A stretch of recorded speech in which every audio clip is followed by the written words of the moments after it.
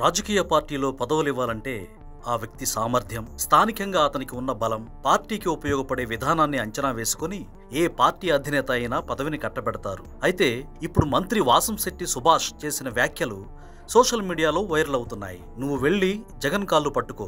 మొన్న మీ జిల్లాకు చెందిన మంత్రి వేణుగోపాలకృష్ణ కూడా ఇలాగే కాళ్ళు పట్టుకుని మంత్రి పదవి దక్కించుకున్నాడు. నీకు ఎమ్మెల్సీ పదవి ఇప్పించే బాధ్యత నాది అని జగన్ సన్నిహితుడైన ధనంజయ రెడ్డి చెప్పడంతో సుభాష్ ఒక్కసారిగా కంగు తిన్నాడు. దీంతో కాళ్ళు పట్టుకుంటేనే పదవి ఇవ్వడం ఏమిటో అర్థం కాక 10 సంవత్సరాలుగా ఉంటున్న వైసీపీని వదిలేసి తెలుగుదేశం పార్టీలో చేరి నేడు మంత్రి అయ్యారు. ఒక సుభాషే కాదు, మనం చూశాం పార్టీని విడిన వసంత కృష్ణ ప్రసాద్, లావు శ్రీకృష్ణదేవరాయలు, ఆనం రామనారాయణ రెడ్డి, కోటంరెడ్డి శ్రీధర్ రెడ్డి మొదలైన వారంతా చంద్రబాబును బూతులు తిడితేనే పదవులు ఇస్తామని జగన్ చెప్పినట్లుగా వారు చెప్పుకొచ్చారు. కొడాలి నాని, వల్లభనేని వంశీ, రోజా, అంబటి రాంబాబు, పేర్ని నాని లాంటి వారు బూతులు తిట్టి ఆ పార్టీలో ప్రభుత్వంలో పదవులు దక్కించుకోగా మరికొందరు ఆత్మగౌరవాన్ని చంపుకోలేక వైసీపీ నుంచి బయటపడలేక సతమతమవుతున్నారు.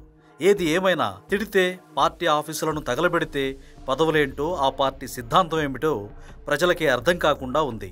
ఇటువంటి సిద్ధాంతాలు, ఇలాంటి మైండ్ సెట్ ఉన్నవారిని ప్రజలు ఎలా ఓట్లు వేసి గెలిపిస్తారనేది జగనే ఆలోచించుకోవాలి.